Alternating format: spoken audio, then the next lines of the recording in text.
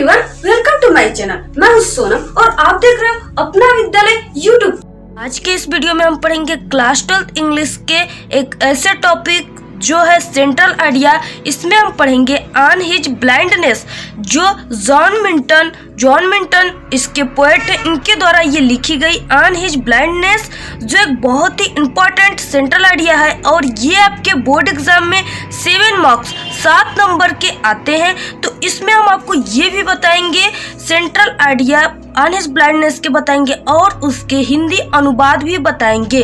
और यहाँ पे हम आपको ये बताएंगे आपको बोर्ड एग्जाम में किस प्रकार लिखेंगे सेंट्रल आइडिया की पूरे के पूरे 7 मार्क्स 7 नंबर आपको मिले। और इसमें हम आपको कई ऐसे चीज को भी बताएंगे जो आप अभी तक ना सुने हो।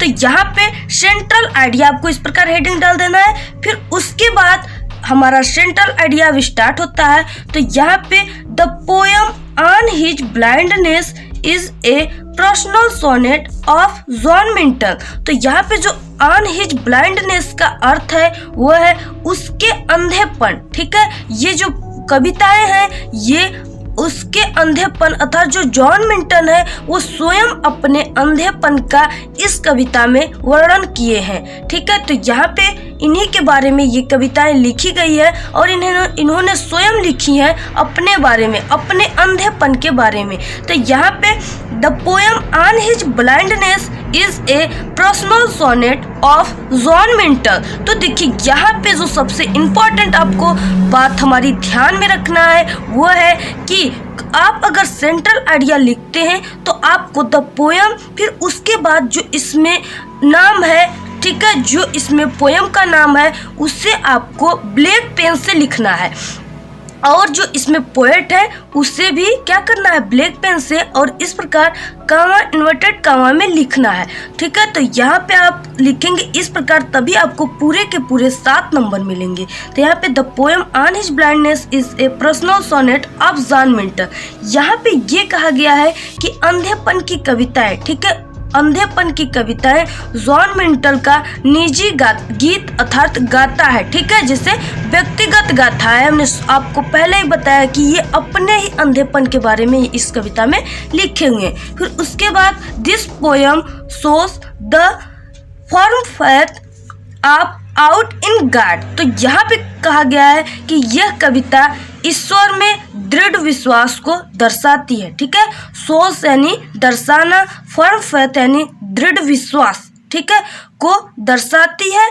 फिर उसके बाद नेक्स्ट लाइन देखेंगे, the poet become blind at the age of 44। ठीक है, जो यहाँ पे जो कहा गया है वो बहुत ही इम्पोर्टेंट बात है और ये मेन बात यही है। ठीक है, तो यहाँ पे द पोएट बिकम ब्लाइंड अर्थात यहाँ पे ये कहा गया है कि कवि 44 वर्ष की आयु में अंधे हो गए थे। ठीक है, यहाँ पे यही कहा गया है कि जो कवि है, पोएट है, वो अपने 44 वर्ष की ही अवस्था में अंधे हो गए थे। ठीक है, फिर उसके बाद सो ही इज, ठीक है, सो ही वाज या इज, तो यहाँ पे इज सबसे मेन है। तो यहाँ पे so he is very deep grief and upset. यहाँ पे ये कहा गया है सो इसलिए क्योंकि वो क्या 44 वर्ष के अल्प आयु में ही अंधे हो गए थे। सो इसलिए ही इज, वह बहुत दुखी, वह परेशान थे।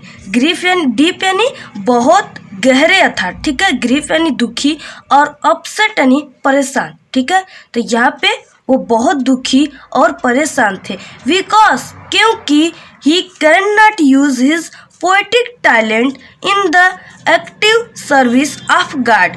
तो यहाँ पे कहा गया है क्यों वो परेशान थे, क्योंकि वह ईश्वर की सक्रिय सेवा में अपनी काव्य प्रतिभा का प्रयोग नहीं कर सकते थे। ठीक है, नहीं कर सकते थे, इसलिए वो क्या थे, बहुत ही दुखी थे। ठीक है, फिर उसके बाद यहाँ पे ही complains that God can not accept any service from him. तो यहाँ पे कहा गया है कि ही कंप्लेन्स, वो क्या करते हैं, कभी जो है जॉन मिल्टन वो शिकायत करते हैं, किससे, भगवान से, गॉड से। ठीक है, वो शिकायत करते हैं कि भगवान उसके कोई सेवा को स्वीकार नहीं कर सकते हैं। ठीक है, क्यों नहीं कर सकते, अब ये देखेंगे। Because he has taken away his I site.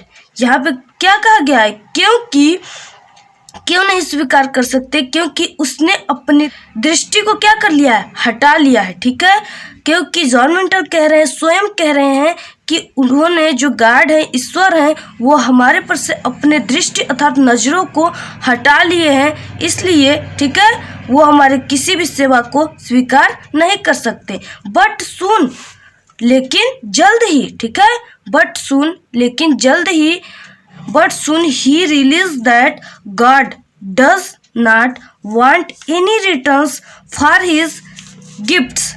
यहाँ पे कहा गया है जल्द ही, लेकिन जल्द ही उसने यह जारी कर दिया कि भगवान उसके उपहार के लिए कोई वापसी नहीं चाहता है। ठीक है, नहीं चाहते हैं। He is king of Kings, यहाँ पे कहा गया है he is king of Kings, thousands angels work for him on land ocean। ठीक है, यहाँ पे कहा गया है कि he is king of kings। तो यहाँ पे ये कहा गया है कि वह राजाओं का राजा है। कौन? भगवान, ईश्वर। जॉन मिंटल भगवान को कह रहे हैं कि वह राजाओं का राजा है।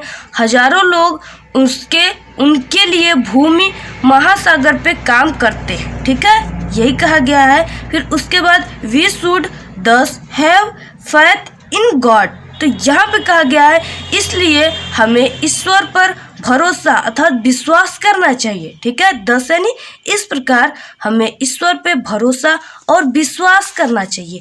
कौन कह रहा है? जॉन मिंटल ने, कवि पोएट ने कहे। फिर उसके बाद जो आपको इम्पोर्टेंट बातों को ध्यान रखना है, जो आपको फुल मार्क्स बोर्ड एग्जाम में अगर पाना है तो इस बातों को आप बिल्कुल ध्यान से समझिएगा।